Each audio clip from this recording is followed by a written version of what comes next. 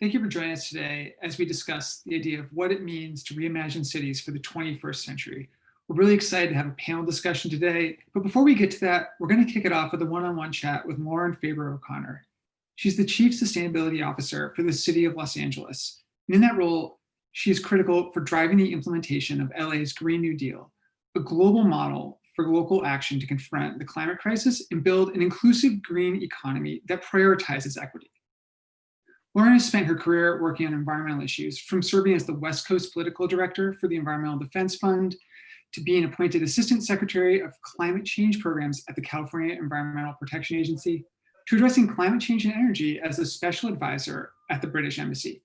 It's a whole host of experience at the city, the state, and even the international level. And to kick it, well, I should also say one other great thing is Lauren is also an alumni of Columbia's MA in Climate and Society, which I did as well. So it's great to have another alum here. And I'm really excited to start this conversation. Thanks so much for joining us, Lauren. Thanks so much. I'm really glad to be here. So I'm super excited to talk with you about the LA Green New Deal. I think it's such an interesting idea because I think when a lot of folks think LA, they might not think green or Green New Deal for that matter. But that's something that you're trying to sort of change that impression. So I'm curious if you can give us a little bit of a dive into that of what is the LA Green New Deal and how does it aim to transform Los Angeles from this sort of car-centric, dispersed city that we might normally think of into something that's green and really built for the 21st century? That kind of question always makes me smile because I'm actually born and raised Angelina, who growing up here, I actually never thought that I would have a career in the environment or sustainability, which at a young age, I wanted to have. I was working in high school and in college, summer internships on air pollution issues and school buses. And so it was something I was always really, really passionate about. And always assumed that my career would take me to other places, to Washington, D.C. or New York or Sacramento, anywhere but LA.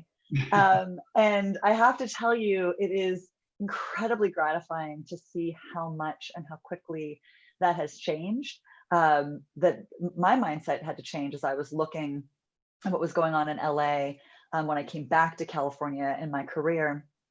I thought I've got to come back here, and so much is in part due to the leadership of Mayor Garcetti, who is my boss. But this community of Los Angeles is thriving around a clean energy economy and innovation and a circular economy and environmental justice. And these are all, really commonly held priorities and principles across our local, society and local communities. But you're not wrong to say that, we're a car culture, car-centric city. We're a city that was founded on oil. We sit atop one of the largest domestic oil fields. And so we have a legacy to contend with, but we have a future that looks very different. And I would also, would say on the transportation side, while, we are where we are in a traffic constrained city, LA has always actually kind of been a transportation innovator. That's how we got to where we are, but we're always willing to remake the face of transportation in LA. And I can certainly talk more about what's happening on the transportation side. But again, moving from, some of the pioneering rail cars at the turn of the 20th century to, the expansion of the highway system, which really was, at the forefront of innovation and possibility of the 50s, to now moving to the largest public infrastructure project in the history of the United States ×2 to build out the public transit, 15 transit lines, infrastructure in the city and improve bus rapid transit and all kinds of mobility improvements that will help us get out of our cars. It already is. So that's another way where we're just consistently remaking ourselves and moving toward a clean energy economy. So let's stick with that transportation for a second, because I am really curious. I mean, what does 21st century transit in LA look like if you can have your way and implement this Green New Deal? So when we were writing LA's Green New Deal, it is not a fictitious set of numbers, or it's not just kind of a representative set of estimations. We actually, if you crack open the plan, at plan.lamayor.org, you will see LA's carbon budget. And so when we say we're looking to be a global model for local action, we've actually, through third-party collaboration through C40 Cities Climate Leadership Group, which Mayor Garcetti now chairs, we've really analyzed what the city's carbon budget is through mid-century in order to maintain our fair share of emission reductions, according to the IPCC.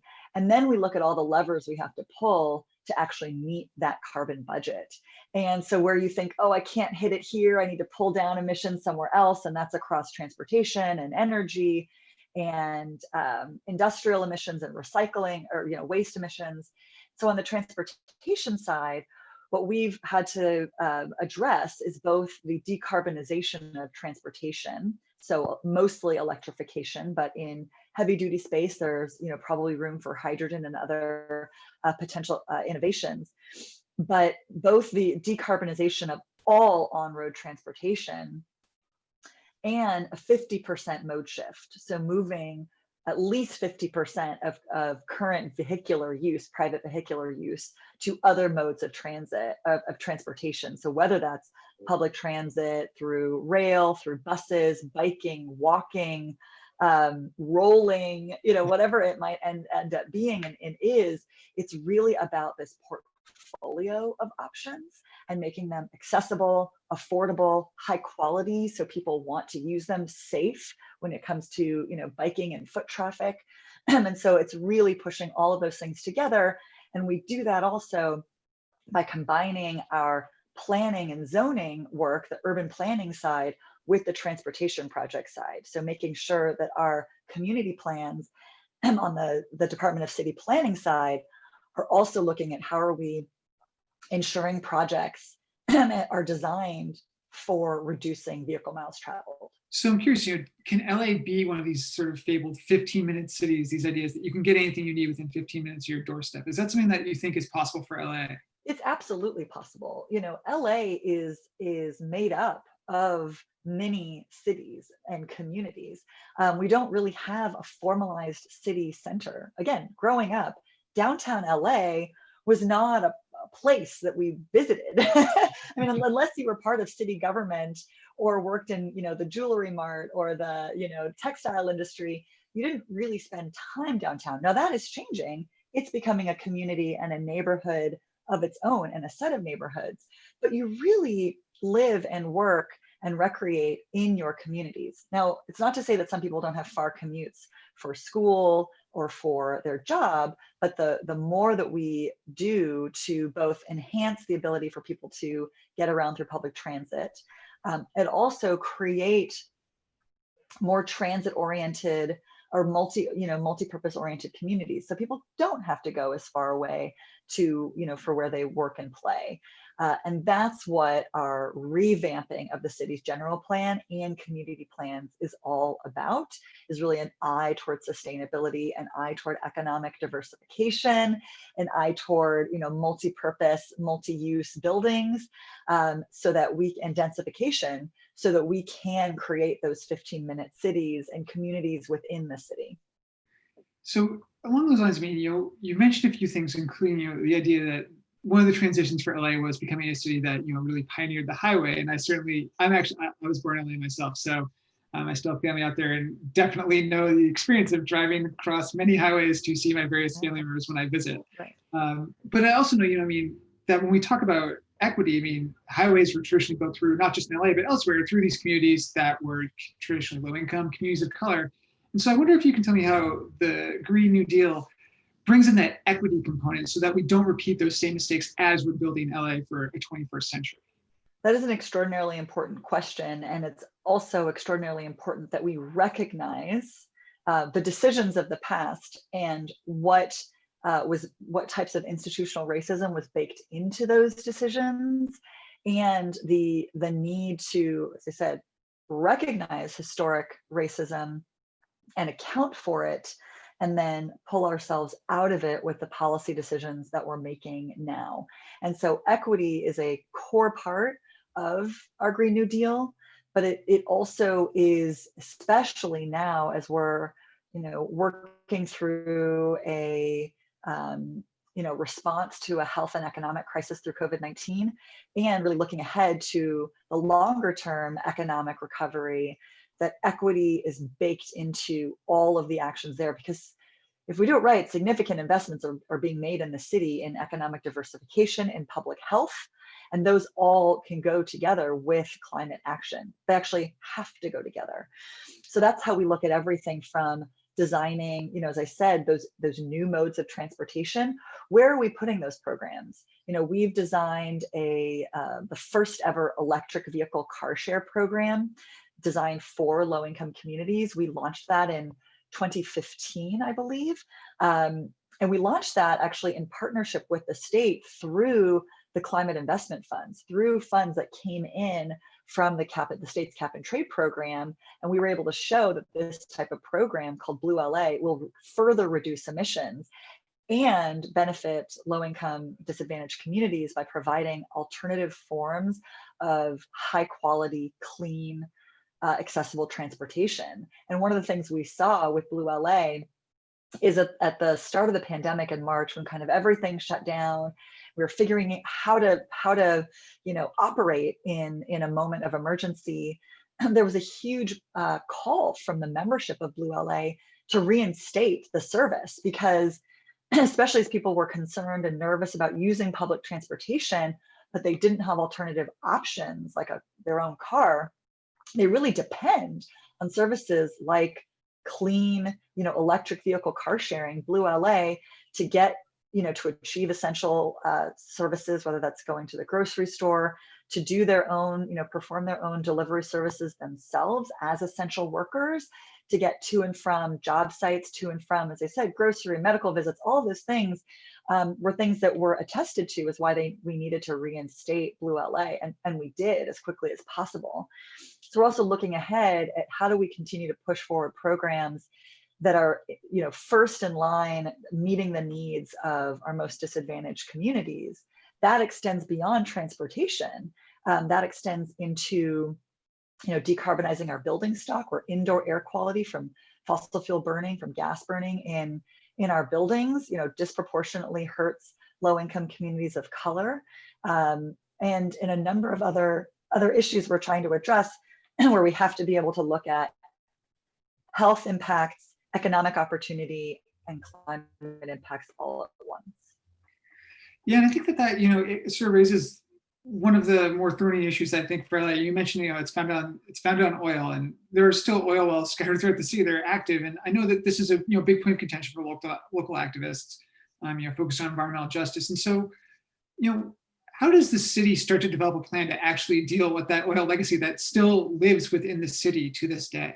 Yeah, oil is absolutely part of our history, but we very firmly know that it is not our future. And there are, legacy operations that continue to threaten the health of local communities. The mayor actually hired a city petroleum administrator whose position probably 50 years ago, it hadn't been filled for a number of decades, but 50 plus years ago, this was a position that, for the early founding of the city, and for many, many decades after that, was about how do we welcome this industry, and expand this industry. And then, the position kind of waxed and waned and had different roles, but we brought it back specifically to zero in and say there's significant enforcement issues going on with oil drilling in Los Angeles, and lack of record keeping, and the need to transition out of this industry altogether. And that's written into LA's Green New Deal as well. And so that is, very much the role. We've seen, upwards of a 60% drop in oil production in the city since the mayor has been in office. And we've also seen the closure of sites because of very proactive action that we've taken around increased stepped up enforcement, where, a lot of these sites had been, there wasn't good oversight. And so people were getting away with a lot of infractions on communities. So stepped up enforcements, stepped up requirements on these facilities, safety requirements, air pollution protections that have made the sites less and less profitable to operate. So we're sort of working them out of business, and looking at other enforcement options and options within our own city planning. But we also know that we have to do that very responsibly, because there are people working at those sites, and it's extraordinarily important that each one of them represents a household in Los Angeles that needs a paycheck. And we're very, very conscious of ensuring that as fossil fuel activity ramps down in LA, we have to ensure that those workers have places to go, and that the world is watching. We have to demonstrate replicable models for how to transition the workforce out of fossil fuel industries, and whether or not that means they go right into a green job, or we just have the appropriate amount of economic diversification and workforce development opportunities to see people into whatever kind of next job. But we know that the green economy is obviously growing, so there's so many opportunities there.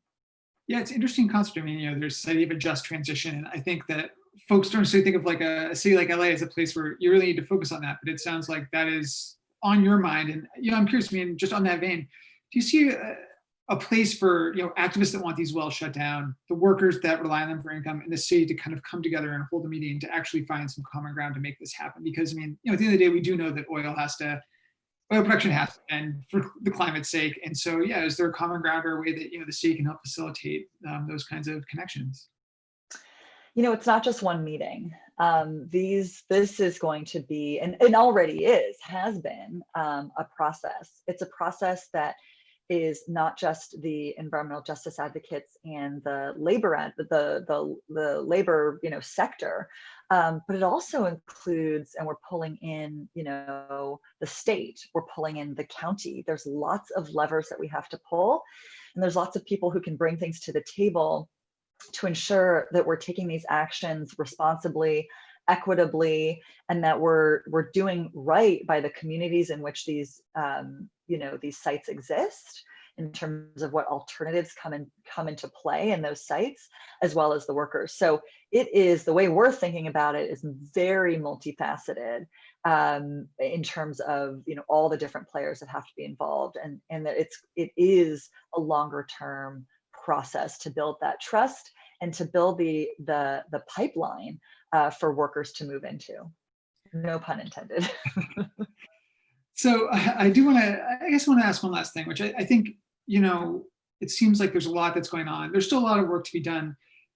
And also, I mean, we've talked about what LA can do to sort of mitigate its impact on climate change. You're also living on the front lines of it, whether it's heat waves, wildfires, air quality issues, all those things are kind of coming home to roost in LA as well. And so, what is it that other cities can learn from seeing the efforts that are going on in LA to both not just survive in the climate change era, but to hopefully thrive as we enter, a 21st century that's going to be hotter, more unpredictable, but also one of, potentially immense opportunity? We absolutely see the future as one in which we can thrive, but we have to be real about the threats. We don't really have a fire season anymore. We just kind of have fires all the time. When as we're all stuck indoors to protect ourselves from COVID-19, over the late summer, we had periods across California and absolutely in Los Angeles where we really couldn't go outdoors because of public health. I mean, it felt like I was living on the surface of Mars, just with this orange, cloudy hue that was coming in from my window, and it was absolutely unsafe to be outside, unsafe for me, unsafe for my 3-year-old to be outside. And that's, that is part of our future, not to mention extreme heat waves. And urban heat is absolutely an area that we spend a lot of time thinking about how we mitigate and how we protect communities. It does have disproportionate impacts on, low-income communities who perhaps don't have the same protections, whether that's, access to air-conditioned homes, or, green space and shading in their neighborhoods. So we have these urban heat island effects, these little small pockets of extra hot parts of the city because they don't have tree canopy cover. They have a lot of dark asphalt cover. And so we actually are doing a ton of work, and some of the areas that we get the most recognition for, both in the media and with other cities, is around our urban cooling work. And that includes a combination of what we call cool pavement, cool streets, where we are pioneering all kinds of surface coatings and potential slurries that lighten up the surfaces of our streets and we've measured, appreciable impacts to cool surfaces compared to their adjacent, darker, more conventional surfaces, plus cool roof requirements that we have on all roofs in Los Angeles, and some extraordinarily significant tree planting and tree canopy goals that focus on restoring equity and ensuring that the lowest tree canopy areas, are the ones that we kind of lift up to meet, more of the average across the city. We've hired the first ever city forest officer to really run these equity focused tree canopy programs across the city.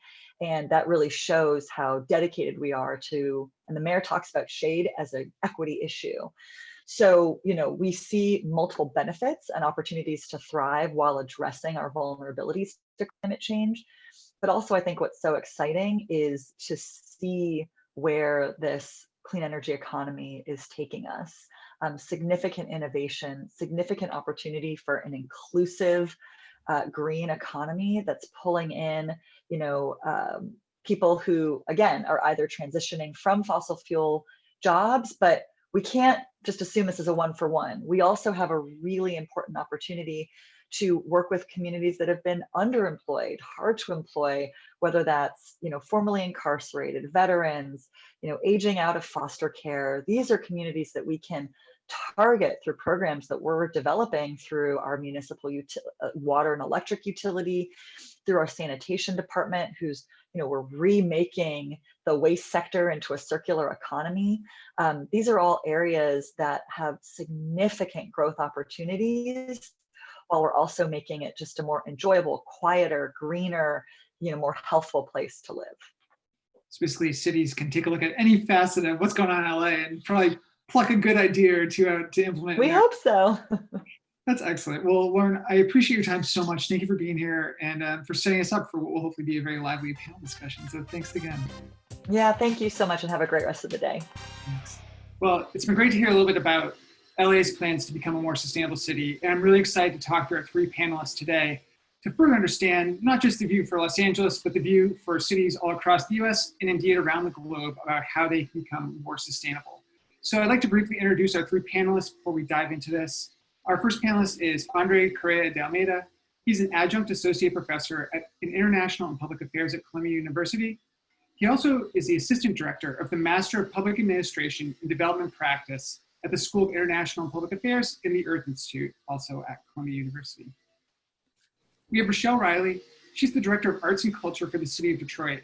She's formerly a nationally syndicated columnist for the Detroit Free Press, and she was an advocate in her column for improved race relations, literacy, community building, and children.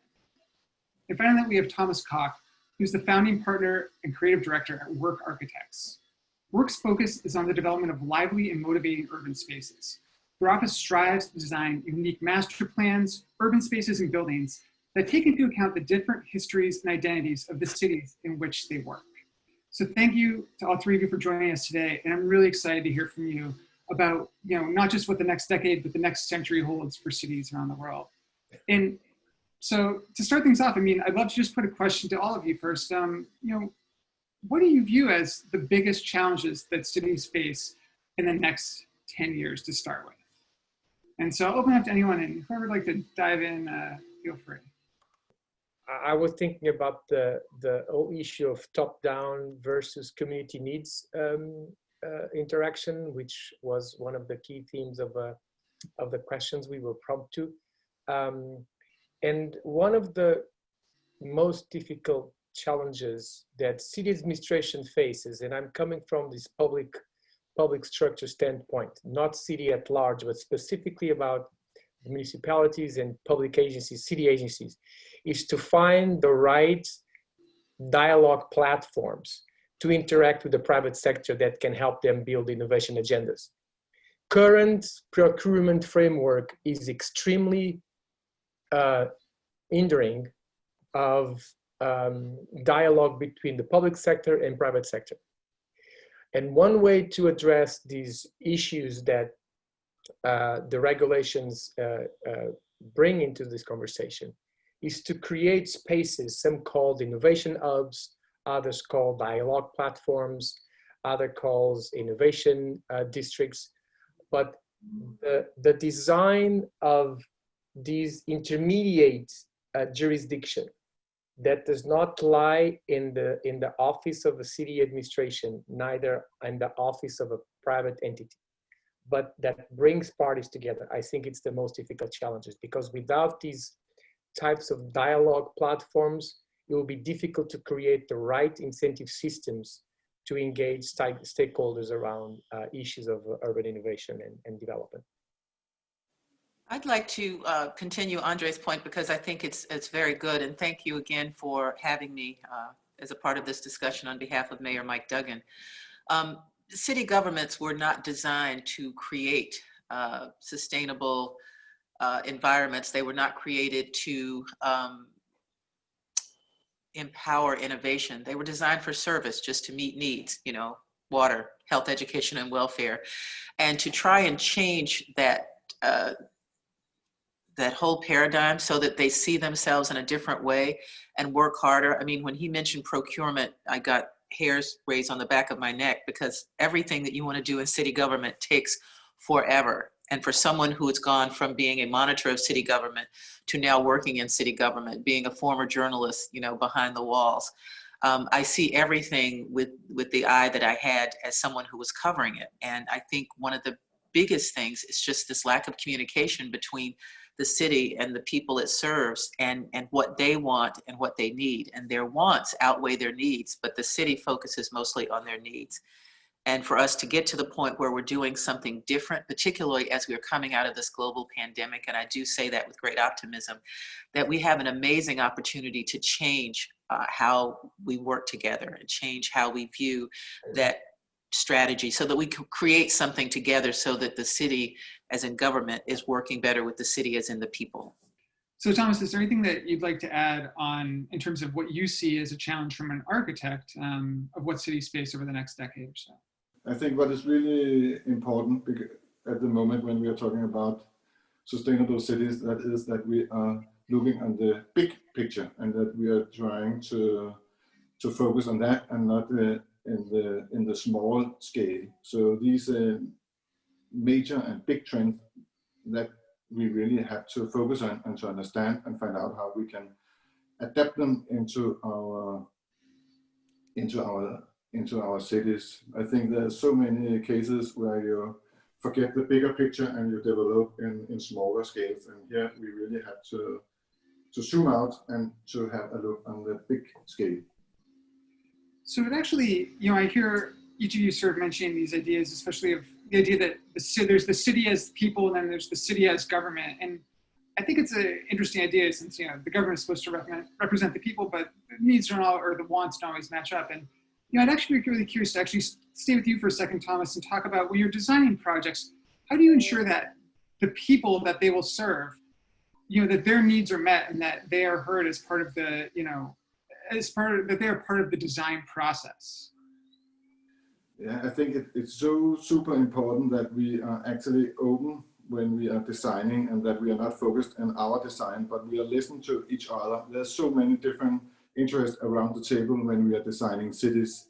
So I believe that we as architects really have to listen carefully to all parties, to gather people, and then to do different kind of scenarios that we can talk about and qualify together, so people that get on board and feel they are part of the development. So I think that is actually a change from what it was before, where we actually had these kind of super designers that did a design, and then you had a roller coaster. But today I really think it's really about listen carefully to many different kind of aspects, and then do a very precise and simple concept that can fulfill the changing desires. So it actually builds upon a couple of ideas Thomas and Rochelle mentioned. The issue of scale up, that's why governments will always be a key player, because private sectors with a large company or small company or NGO, or they will never be able to scale up the way governments at the city or state or national level. We are mostly focused on cities today. So and sometimes I feel like we force too much the distinction between the public and the private sector. I mean, and Brian, you just said that, I think it was Rochelle that also mentioned that city administrations will never be able to fulfill everyone's, all their constituents' needs and wants. Well, the same happens in the private sector. Not all shareholders are equally happy with the direction that administrations of companies and boards follow. And even the clients, not all clients are always happy with what they call the quality of products and services that private sector and companies develop.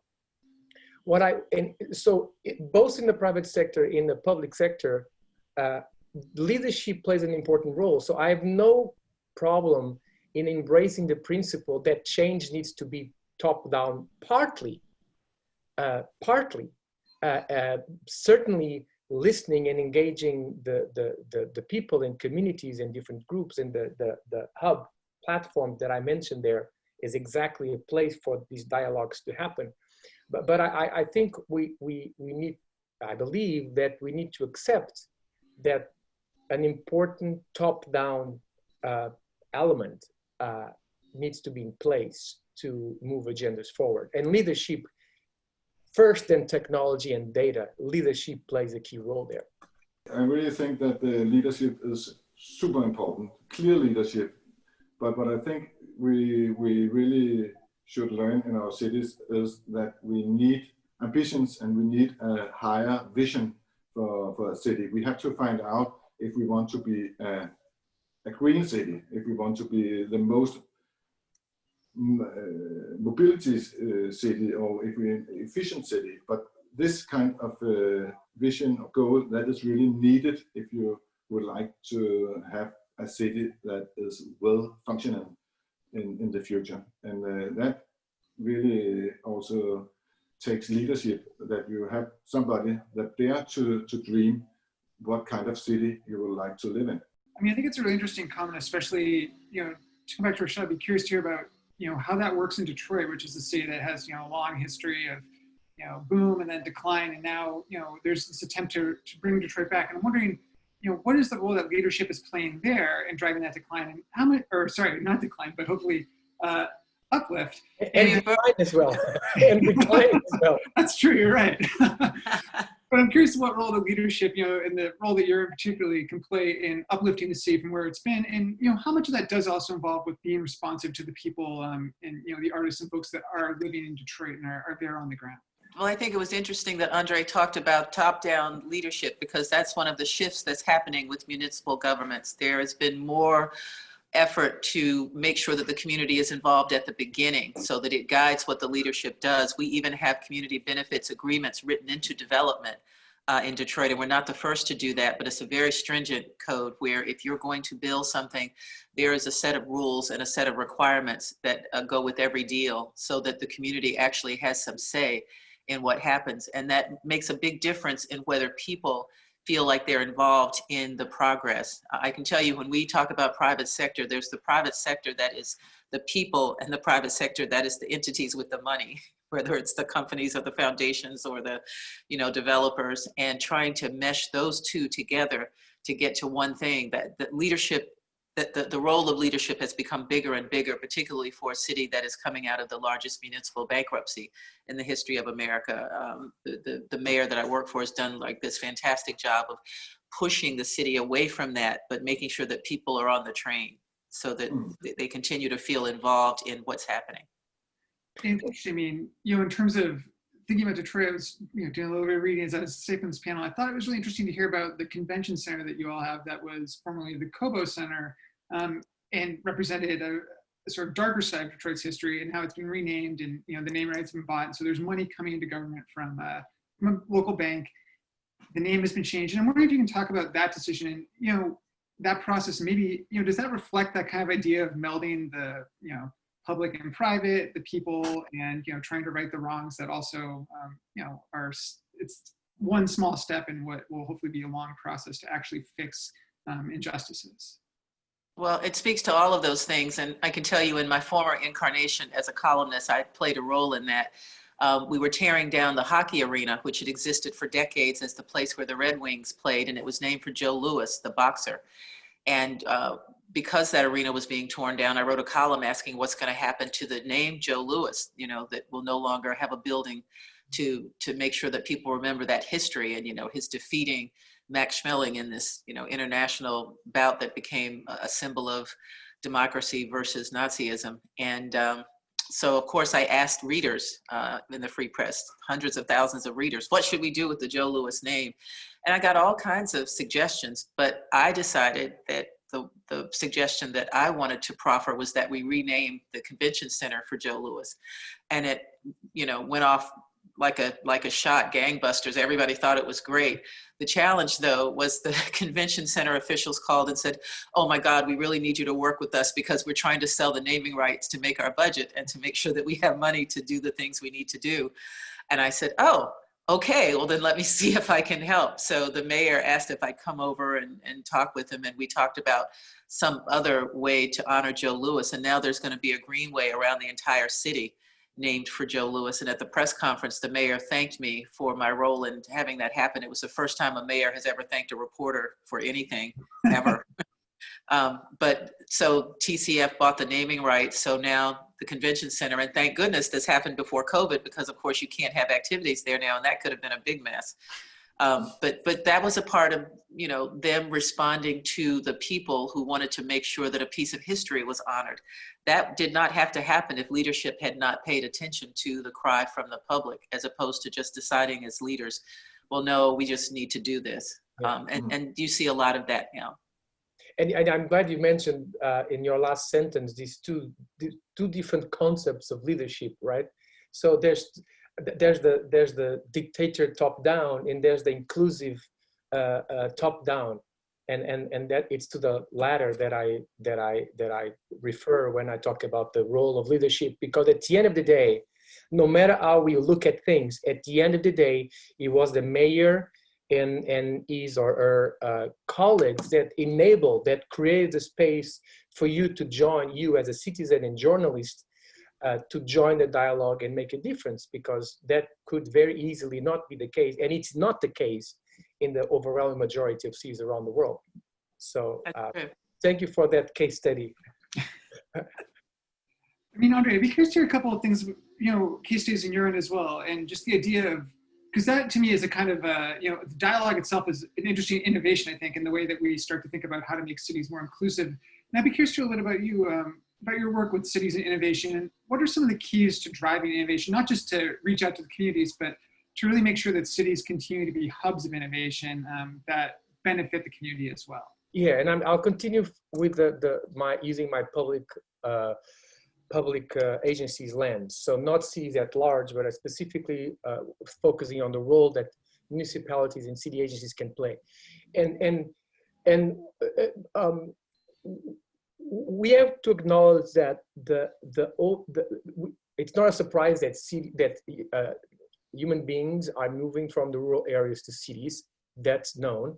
What may not be known is that that's mostly being driven by mega cities with more than 10 million inhabitants, right? That's the largest percentage of increase in cities is in the already very large cities.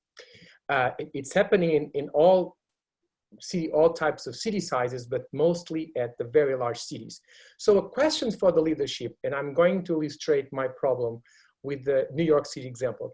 The question is, how can leadership know their cities' administrations well enough in the face of these very large expansions of cities, of the size of cities? And New York City is an example of a very decentralized city administration. How can, on one end, cities continue to expand this way, and on the other end, the leadership and city officials know enough about their cities to build innovations, agendas based on what exists. And let me give you an example. In 2015, I had one of my students work for 3 months with a newly hired New York City CTO. It was the first time that New York City hired a CTO. It was a woman in the fall of 14, and in this Minerva Tentoko. And in the summer of 15, my student, Christopher Lewis, spent 3 months knocking on all different agencies' doors, Department of Transportation, parks, education, etc. And at the end, Christopher collected a series of 12 innovations that each agency believed it was the most coolest and promising initiative within the agency. And when those innovations programs were presented to the city, to the mayor's team, surprise, surprise, very little knowledge existed that all these things were happening within city agencies. So I could answer your question in multiple ways, but I think the fundamental issue for cities these days is to start by mapping their own internal innovation ecosystem, because even though there are issues regarding issues about attracting talent to city administrations, there's amazing stuff being done. And the leadership, when I talk about leadership, I'm talking about mayors and commissioners, I argue, that do not know enough to foster and build comprehensive and cohesive innovation agendas. In cities like New York and Tokyo and Paris and Stockholm and other cities around the world with very large amounts of money, you can trial and error as you see fit. But for the majority share of cities around the world, we need to think about innovation beyond tech and data. And that means building upon what exists. So the challenge is, unless you have an internal effort to map what exists in terms of talent, in terms of ideas, in terms of networks in place, frameworks, institutional framework in place, it will be difficult, very difficult to build innovation agendas when financial resources are non-existent in many cases. Sorry for the long answer. That's my Portuguese Latin background expressing himself. No, I like it. It's good because there's a lot to go on, and I think people would rather hear from you than me. So this is great. I don't know that. So how, I mean, I am wondering, like, can you give us an example of like some of those? I think the idea that these mega cities are accruing a lot of the, the growth and benefits of people moving there is really fascinating. How can some of these smaller cities start to capture maybe more of either the talent, and how can these, how can city administrations, I guess, make them places that people want to move to potentially? I'm going to let Rochelle or Thomas add Right. for this portion. Well, thank you, because I can tell you one way, and I'm so glad that André said what he said. Cities are notoriously horrible at communicating what they do. They're either doing so much or doing things in a big picture way that they don't bother to explain or to even highlight some of the things that they're doing. And typically what cities will do, whether it's, a department or a project, they'll blame the media, and everything is the media's fault. But sometimes it's because you are not, literally explaining why you're doing certain things, the benefits of certain things, and then how great some things are. And then you wonder why you're not getting excitement or praise from the public about something that's great. And it's because, oh, well, you didn't tell them about it. I can tell you that one of the things I'm very excited about in Detroit is pointing out every single time another city does something for arts and culture. When COVID first hit and New York City was able to raise $112 million overnight for its arts and culture sector, and then Seattle, immediately put $1 million into an arts and culture fund. And I said, what are we doing? If you could point to the cities that do it well and make sure that people are watching how that works. If you're an artist, are you going to go to a city that's doing something like that? Or are you going to go and, live in a city where, well, no, we don't necessarily put arts and culture above other small businesses. And, artists are small businesses. They're sole proprietors, and they deserve the same type of support as someone who owns a restaurant or someone who owns a paint shop or a mechanic. But you don't always get that. I have to speak from my arts and culture hat for a second, because that is how you get people to come to where you are, by providing the things providing the environment. The thing that Detroit has more than any other city in America is land and buildings.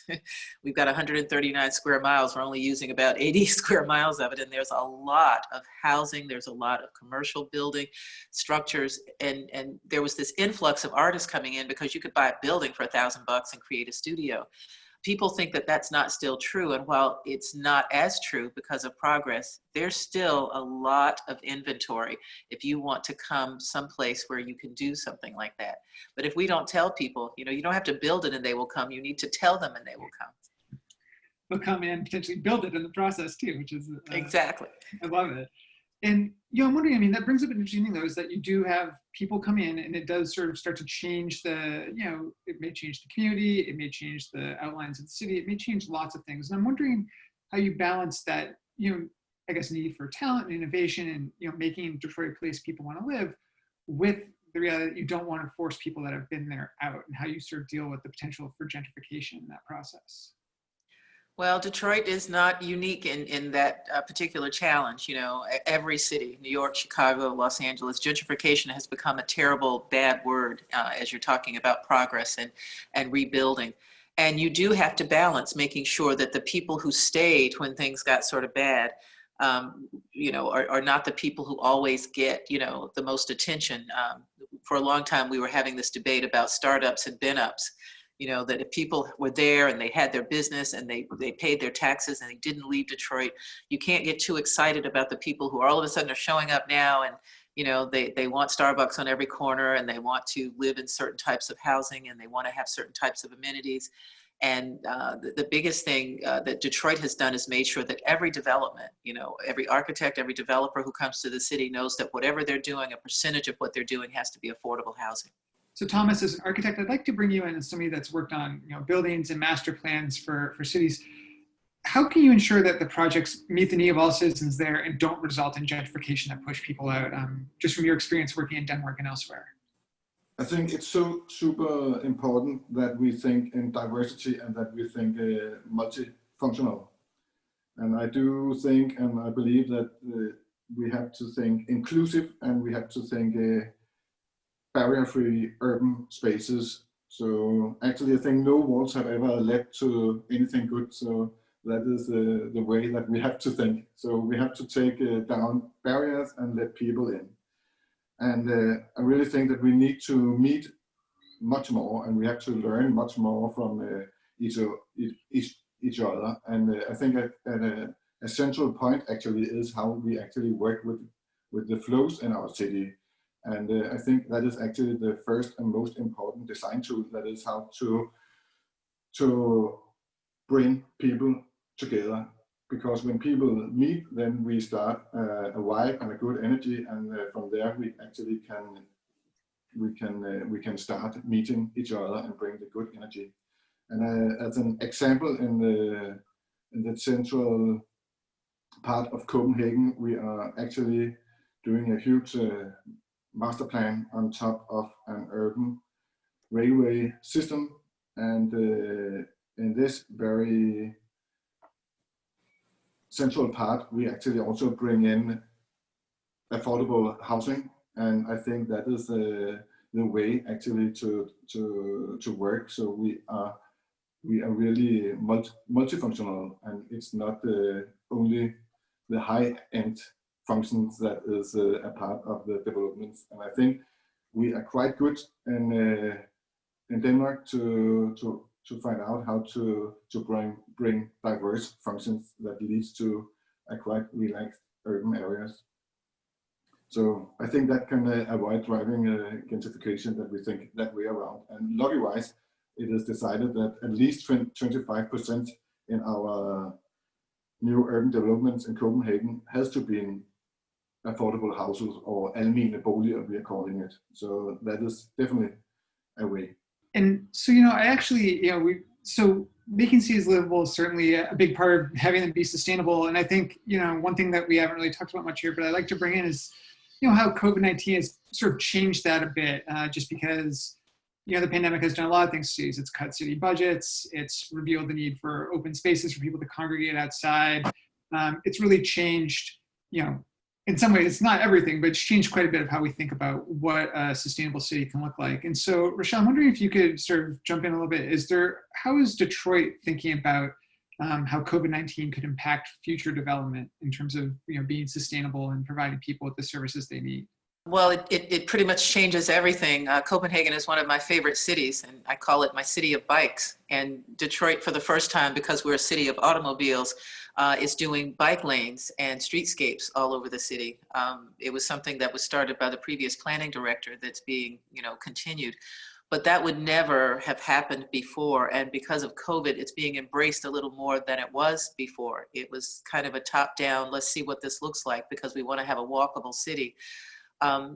People are stuck in their homes, so they don't necessarily want to go right from the home to the car, which they've done for a century and a half. They're getting on bicycles and they're walking, and so you want to make sure that's possible. We just started a campaign about safe streets to make sure that we have pedestrian accidents fewer to decrease, because there was quite a rise in the number of people who were being hit by cars because more people are walking. So you have a change in lifestyle that literally is being driven by the need and want for air, for fresh air.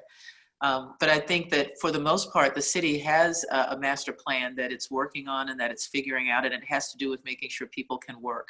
And if you want to sustain a city, if you want to sustain a population, it has to be about employment and making sure that there are jobs available. And if some of those jobs are born out of the industry, I can tell you there was a shortage of nurses before COVID, and Detroit literally is a pipeline. We're closer to Canada than, well, you know how that goes. My cell phone service sometimes picks up Canadian cell phone service because the bridge is right there. So I'm 3 miles from Canada, but I'm 6 miles from my supermarket. There's this sense that we have this great gateway to bring people over. So a lot of our medical personnel comes over the bridge and under the tunnel from Canada. Those are things to look at big picture, as we need more and more medical personnel, as we need more and more teachers. We have a lot of teachers who are going to leave, not just because they have a fear now of working in a classroom, but because they're worn out, and there's going to be a shortage of that. So if you look for where the future need will be, that's how you can develop an economy to keep your city going. Find out what the landscape, but that's that big picture leadership down. Where are we going to need something? Who do we need? What do we need? And which neighborhoods do we need it in? And let me build upon what Rochelle mentioned, and relate as a sort of another opportunity triggered by COVID is that, and I would like to encourage sociologists and economists to do some studies on this, is that I'm convinced that the transaction costs have been extremely reduced. I mean, the cost of a conversation is much lower now than it used to be. First of all, we don't go on subways and transportation to have a conversation. We just move from one room to the other. I know that we are lacking the social side of it. I know we are lacking the face-to-face, well, the physical presence. I realize that, but I also realize that it's much easier to have a conversation these days. Thought leaders and leadership and persons typically very difficult to reach out to or to have a conversation with because of their busy agendas. Now it became easier. We don't have to spend time going from one building to the other. It's all on Zoom or in similar platforms. So I wonder, and I don't have a definitive answer, I wonder if dialogues were not made easier. I wonder if this COVID era did not help us develop levels of empathy and levels of communication skills that before we didn't have. Not so much the skills, but the availability to more easily engage with a broader audience that otherwise we would not. And so the corollary of these is that we have been talking about communication, and we've been talking about cities telling their stories. I'm very curious to see how the world would look like after COVID, once we go back to our normal lives, and once we have to continue to have these conversations.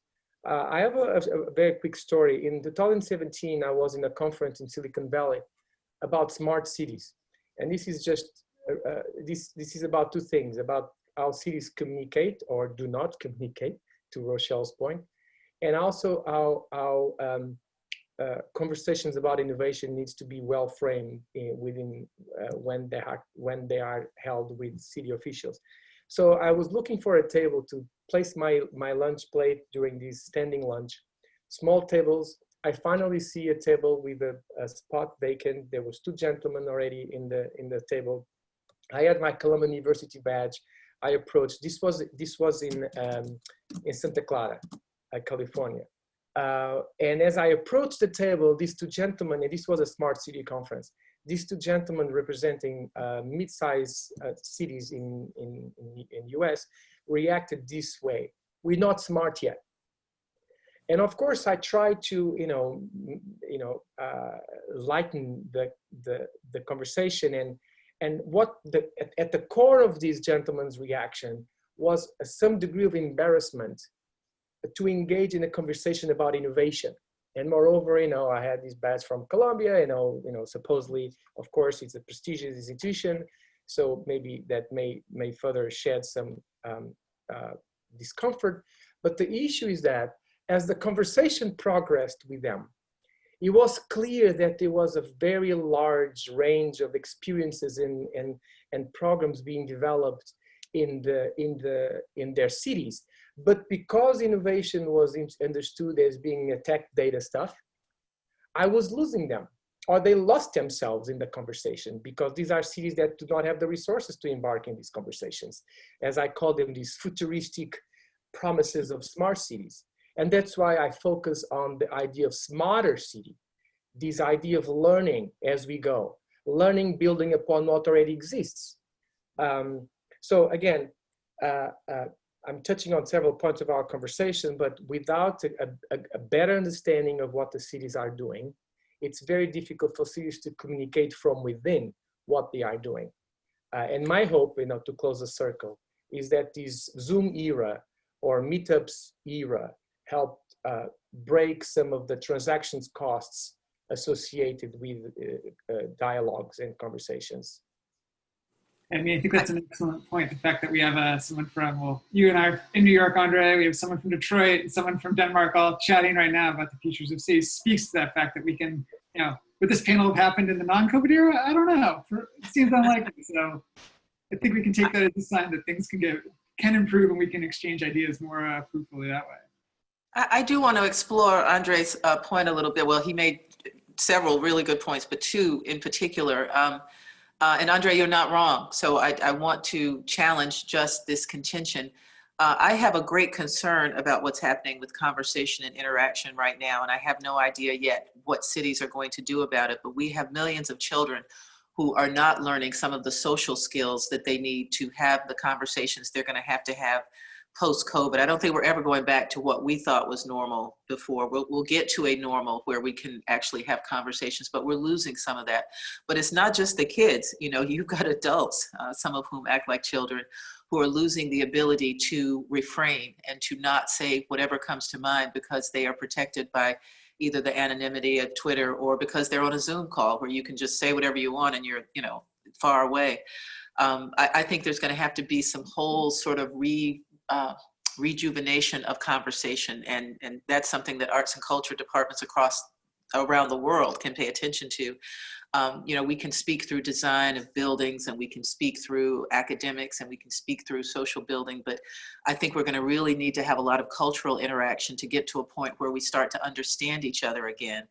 And, I'll give you a perfect example. I'm literally walking, down the street towards my residence, and there's this guy who's walking the other way, and we look at each other and we can't tell whether we're smiling or flirting. And I thought, wow, that's really a lost opportunity, because he looked like he might have been really good looking, but how would I know? And how would I you don't have the normalcy of interaction.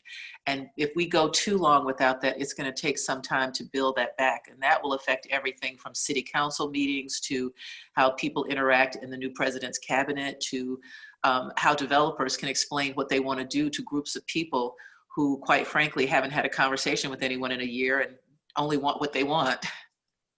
So I do want to say one last part of the sustainability puzzle here, actually, because we've talked a little bit about culture in cities. We talked a bit about the coronavirus and its impact on cities, and obviously the big long-term thing that we will be living with for much of the next 100 years, if not longer than that, is the climate crisis and what that means for cities, and both in terms of how do we adapt these landscapes to the impacts that are to come, and also how do we reduce emissions, since cities are such a major source of carbon emissions as well.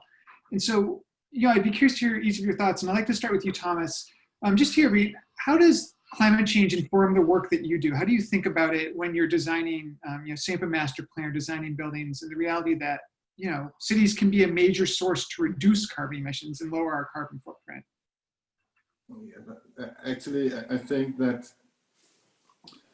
one of the key issues or the themes that is quite interesting for us when we work is how we can use the challenge and make it into the potential, or turn it into the solution.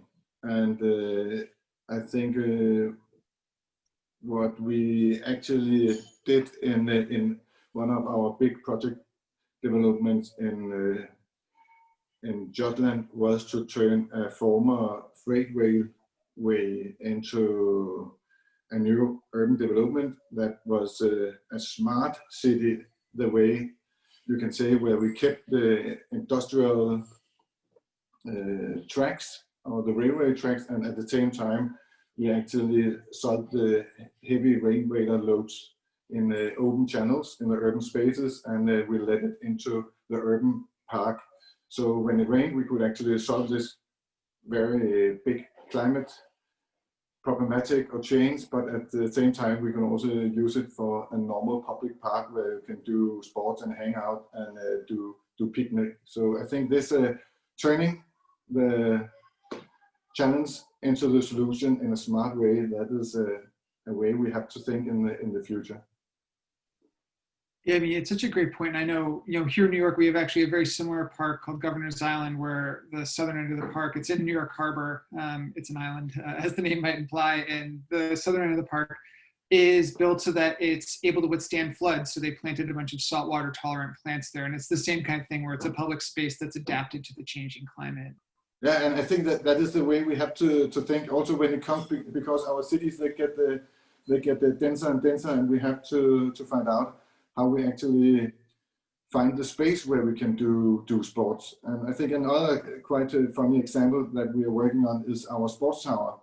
And I think that is also a way how we can find new solutions that motivate us to meet, and that is inclusive, because one of our big problems in Copenhagen is that we do not have the space for kids doing sports. So thousands of kids, they're actually waiting for a place where they can do sports. So what we thought was, why not take the outdoor facilities and then stack them on top of each other, and that way around then think smart. So we are actually still having places where we can be together and do sports and be more healthy. I think that is really important for how we are together in the future. Otherwise, it will cost us a fortune to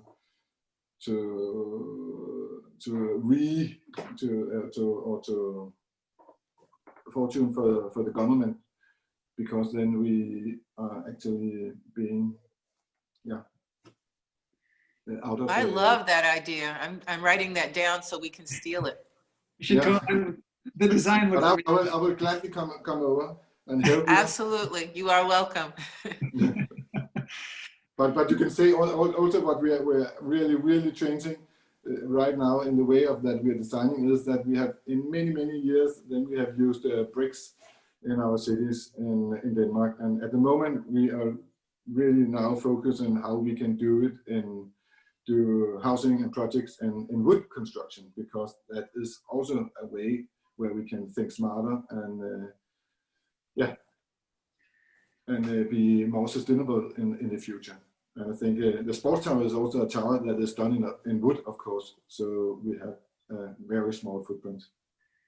It's really fascinating. I think that it speaks to, in some ways, innovation does require looking back at materials we used to use, such as wood skyscrapers is a fascinating concept to me, and it's as both a climate solution and as a piece of the city. And I wonder, between André and your work on innovation and data, thinking about these things. I mean, here in New York, at least, we have such a granular view of buildings' carbon emissions and things like that. And I'm wondering how you can harness that kind of granular data to actually, I guess, create policies that reduce those emissions. And I mean, frankly, the climate crisis is going to require a lot of innovation for us to fix what's wrong. And so how do you also make sure that policymakers feel open to taking the risks they need to take in order to find those solutions?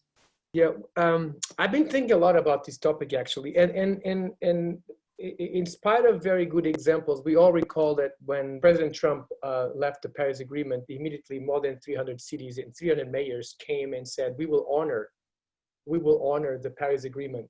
And that was a phenomenal, I think that actually marked, it's not only politically, but symbolically, the role that cities can actually play in driving the global agenda. And that was not always an obvious role. I mean, global agendas have been mostly driven by nations and regional blocs, such as European Union or North America altogether. And it was not common to see cities play this global role. However, it's still for me very unclear what is the practical role that city administrations can play.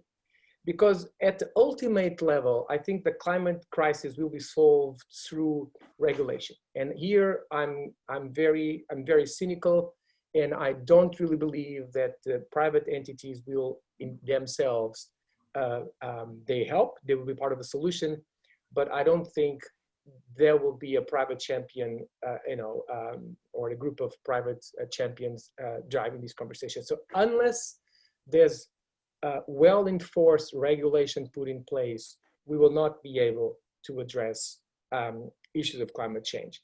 And even though this is not really rocket science, it bears the question of being very unclear what type of role can cities play, city administrations play. And I'm specifically focusing on city administrations when we only know that they have very limited regulation, legislative authority. Okay, so now back to the infrastructure that belongs to the city. Even if infrastructure that belongs to the city, frankly, I'm not seeing cities taking that as their major goal. It's very well present in political discourse. It's well present in long-term visions of how things should look like. But I don't think city administrations are doing enough. And frankly, to be fair, and this is the fair part of my intervention, to be fair, that doing is still very unclear what could be. But maybe I would love to hear from Rochelle and from Thomas, because they work in different cities. What exactly can cities administrations do to help move the needle? But I really agree that regulation that will help a lot, because that will actually push the ambitions to another level. I think we're all agreed. It's not going to happen voluntarily. But one of the things that I'd love to see, just like Flint, Michigan became a poster child for a horrible way to handle water, it would be great if cities competed to show like the best ways to do some type of innovation regarding climate change, regarding changing the way our footprint. I used to have this dream that the Gates Foundation or somebody with a lot of money would hold this national competition or even a global competition for cities to show something that they would do. So to make it clear that they understood that the grid is not, does not have immeasurable capability, and that solar energy works, and that, water systems were not built to last 300 years. We still have some water pipes in the city of Detroit that are made of wood, because that's what they were made of 120 years ago. And you don't wait until you have a problem to do something about it. You have to figure out a way to do that. But cities across the country literally do not pay attention to infrastructure and progressive challenges. We thought that the 21st century would get us to the point where we were already 30 years into climate change innovations, or at least trying to address some of the things that we knew would be really big problems. And we're not doing that because too many people don't understand how important it is. I watched the Today Show and Al Roker talks about it being 60 degrees in New York while it's 57 degrees, down south, or, the glaciers that are melting or whatever these things are. And people watch that. It's like, oh, that's interesting. That has nothing to do with me. Okay. And we have to make sure people understand that everywhere you are, in every city and town where you are, it does have to do with you. And it's going to take leadership explaining that and having regulations to make them see the difference. It's not going to happen because people have decided to recycle or to care about what's happening to the whale. It's going to have to be by regulation. Rochelle, in mind that the US has a very strong tradition of very strong cities, right? Cities as an authority. In the Yes. rest of the world, I'm talking about, for example, about my home country. The only power that really matters is the central government. I mean, there's local elections, and there's, of course, a couple of very powerful, relatively powerful cities, but with very limited, even much more limited role than was the North American tradition.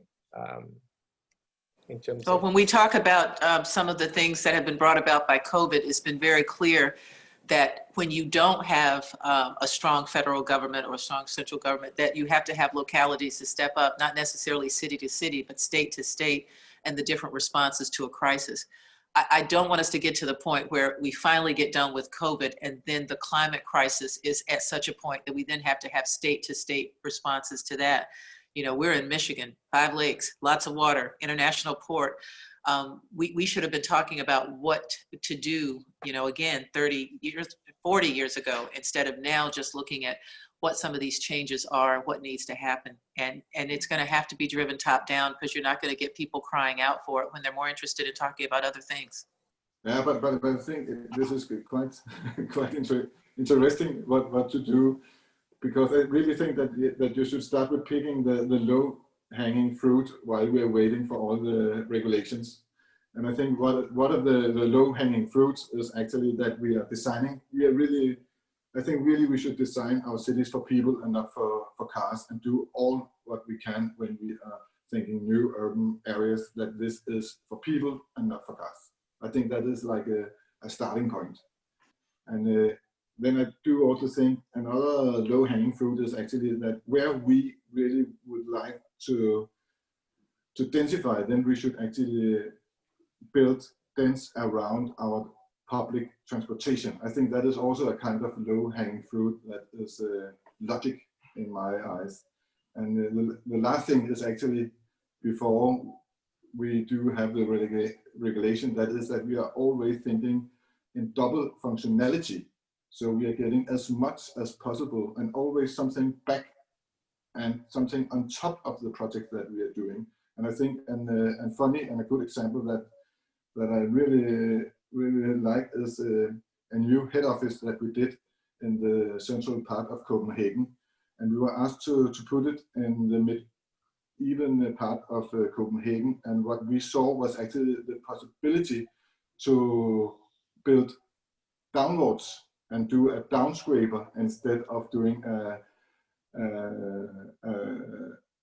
building on a very nice and beautiful spot in Copenhagen. And I think that we really have to think about, because what we actually gained in the end was both a head office for the cleaning facilities in the middle of Copenhagen, and then we did a beautiful and nice urban space where the citizens, they could enjoy the summer and the winter, and the 4 kindergartens around, they could gather. And the design was actually more or less made from their desire for their needs. So what I'm trying to say is, I think we have to go for this kind of a low, I don't know if you call it a low-hanging fruit, but in English, this is a kind of Denglish, but I think that could be a way into a more motivating future. I agree, Thomas, that quick wins are important. I just don't know if there will be enough, if they will give us enough time to make the changes that we need. I don't know if we can continue on this path for 30, 40, 50 years more. And so if low-hanging fruit means very incremental changes based on what is immediately available, and it's what's I just don't know if it will be enough. So my emphasis on regulation, and frankly top-down regulation, is based on the premise that we are facing a crisis, an extreme crisis, and that will require courage, and I think it will require broad alliances, broad political alliances within each country, because if we continue to have this conflict between government and opposition, it will be very difficult to overcome the electoral cycles.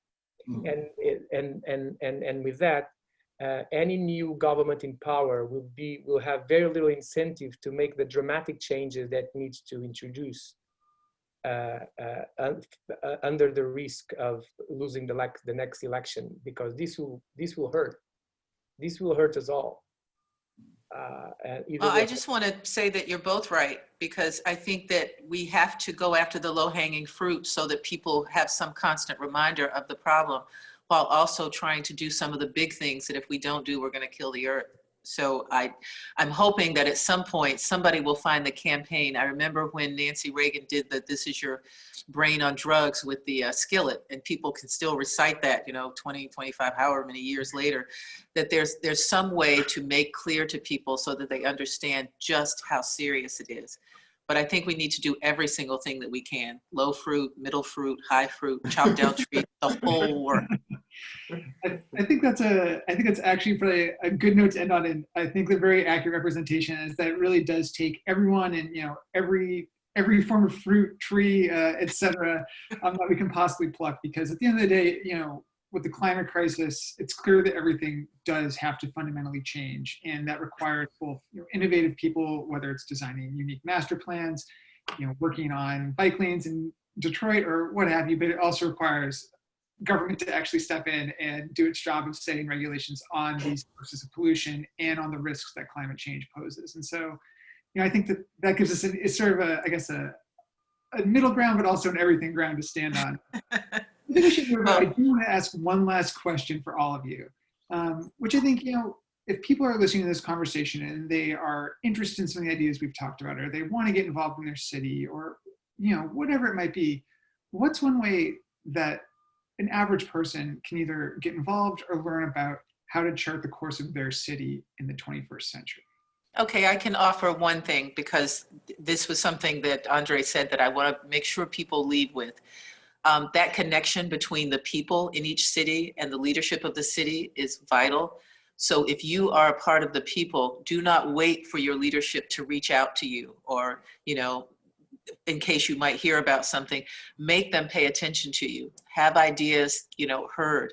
One of the things that we're losing during COVID is the ability for public meetings and public hearings. And while they can be on Zoom, it's not the same thing as a bunch of people packing City Hall, demanding a change. So I'm hoping that there will be more reach out. I give my cell phone number to everyone in this. Every time we have a mayor's briefing, I give out my cell phone number, and people think I'm crazy.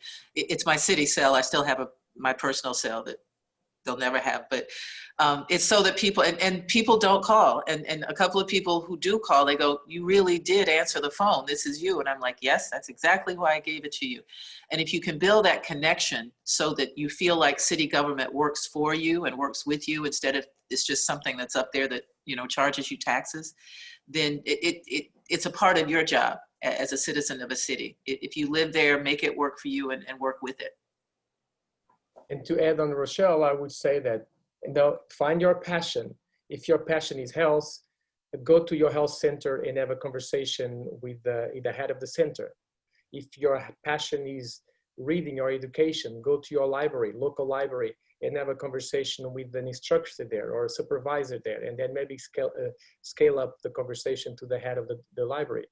If you are a mother or a father, engage with the board of your kids' schools in ways how to start by improving your community, your neighborhood. I think we didn't talk about neighborhoods today specifically, but when we talk about cities, we can start by engaging with our immediate neighborhood. And through that process, we learn how to structure a conversation, we learn to hear, we learn about the multiple diversity of interests and incentives in place, and then we can move on. And then, and then you pick if your passion is climate change, engage with the local schools, universities. I think it's something Rochelle touched on a very important point that I personally experienced as a human being and as I grew up. I was born and raised in a family tradition, upper middle class family in Portugal. And I was born in 1970. We had the revolution in 74. So my parents used to tell me, don't really get involved with the politicians. I mean, they only create problems and they will find a way to solve whatever. So we need to, break this cultural communication silo that politicians are human beings, some of them with more access to resources than others, but are fundamental human beings. And frankly, and this is my optimistic, they want to hear us. Is that sometimes their constituents are so many that it seems that they are not interested in that so many, because so many is no one in particular. So my experience over the last 20 years working with parliamentarians and city leaders and national leaders, paradoxically, and I trust that they are not being, cynical, or they do welcome our input and our participation, because to some extent it validates their own role. So I think two ideas then. One, find your passion, engage in sector-specific conversations, and then build a sense of boldness, self-boldness, that your voice matters. And leadership will be very happy to hear what you have to say.